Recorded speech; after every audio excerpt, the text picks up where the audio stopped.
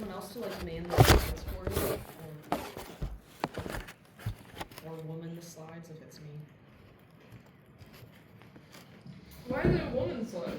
Guys, please. It's a bad fun. It's on.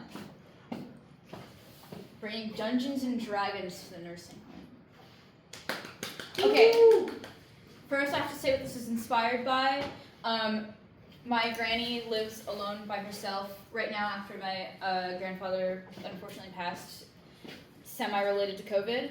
And she's all by herself, and I haven't actually done it, but I really want to do a Dungeons and Dragons campaign with her, but it's just like the Bible, because all she does is like watch Bible television, and she's so depressed, and she needs something to do, and she has like other friends like with her book group or whatever, and I think they just need an activity to do, and I feel like Dungeons and Dragons is a pretty accessible activity.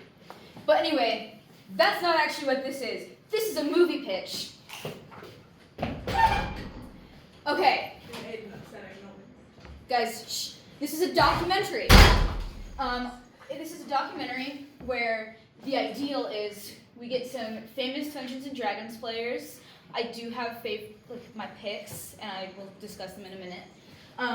So get some popular and famous Dungeons and Dragons players, mainly ones that are nice, ideally, and get them to partner with a nursing home.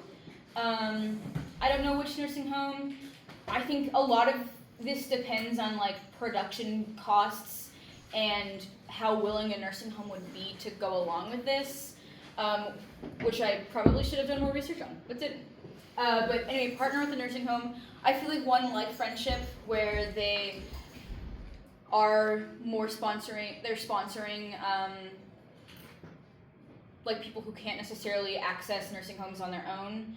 I think someone like that, a nonprofit nursing home, would probably be our best. And we'll partner with a nursing home to create an activity where residents can play D&D.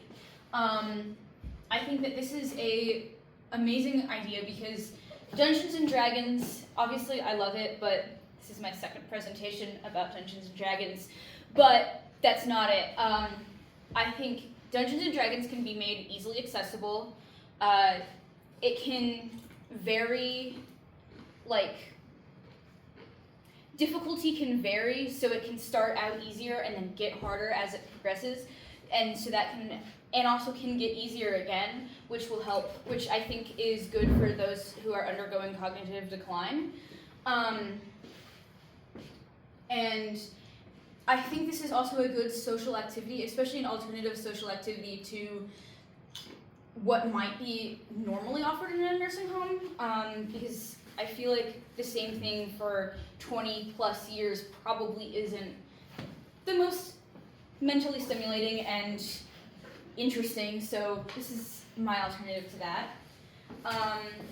My ideal collaborators are obviously Dropout, and I'm using Total Forgiveness as they would do a documentary like this. Total Forgiveness is a documentary where two Dropout cast members to pay off do a lot of really intense things to pay off their student loan debt. I know that there are leeches in it. I have not actually watched this because I know there are leeches in it. I don't want to see leeches. I think that guy also at some point, there's a challenge where he's in a shock collar. It's very intense. Not the vibe that we're going for here, but also is the vibe that we're going for here in the fact that they will do documentaries and not just the type that they normally do, which is more improv-y. They also have Dungeons and Dragons shows already, like Dimension 20. I feel so I think Dropout would be my ideal collaborators, especially since they are in the process of currently opening to more film types and TV show types. For instance, they have a new cooking show and other stuff like that. So this show will provide, I think this will provide this will also provide a niche or fit into a niche that hasn't necessarily been fit that I think Dropout would be willing to work with. Commentary that if I were in charge of this, the documentary would provide. History of D&D. I would relate this history of D&D to the history of the recent history of how Social Security and other things have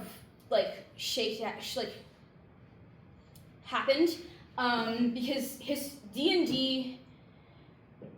Okay, so D&D started as D&D is based on more battlefronts and not necessarily individual characters, and it shows a shift from you have a platoon that you are in charge of and different platoons have their specialties and stuff, to an individual having special stuff, and you're focusing on an individual, which it happened in the 70s. So I think it's showing how even in more, not counterculture, but subcultures, even in subcultures, the neoliberal turn and the shift towards individualism was affecting culture in addition to policy, like how we shifted away from pensions and towards employer 401ks, employer matching instead of employers just giving you money.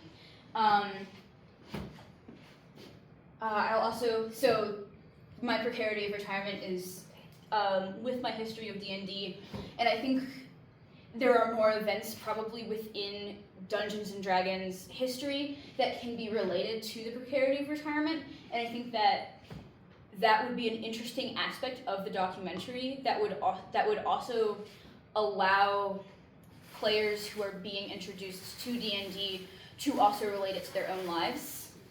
And then also ageism and intergenerational relations. As you probably saw in the previous slide, most of the creators I would be talking to are in their 30s and 40s. So this would be intergenerational. And I think viewership of them is from about late teens to probably maybe 50s at the oldest. I'm not really sure. But I think this would allow for more intergenerational relations, and also a further evaluation of social ageism and cultural ageism. The movie will have to deal with these implications. Critiques of successful aging, for instance, Colasanti and King's critiques of successful aging, of how successful aging dismisses other things that are being affected, and I think the movie the movie could accidentally fall into only showing successful aging, people who are successfully in a retirement home and doing well, and while they're not aging in place, it is still a somewhat stable position, and position of privilege, kind of, not fully, but I think you would also have to deal with making sure that it's not just people who are successfully aging who are being represented in this, in the players. Also, I've said this previously, but ageism that is built into the fabric of social institutions, and how policy and other things have shaped old age relations, especially in relating to Social Security and retirement. And I think also the ways the documentary will have to work with the ways that ageism is perpetuated by media, because as I discussed in one of my previous presentations, they did a D&D show that did have differing,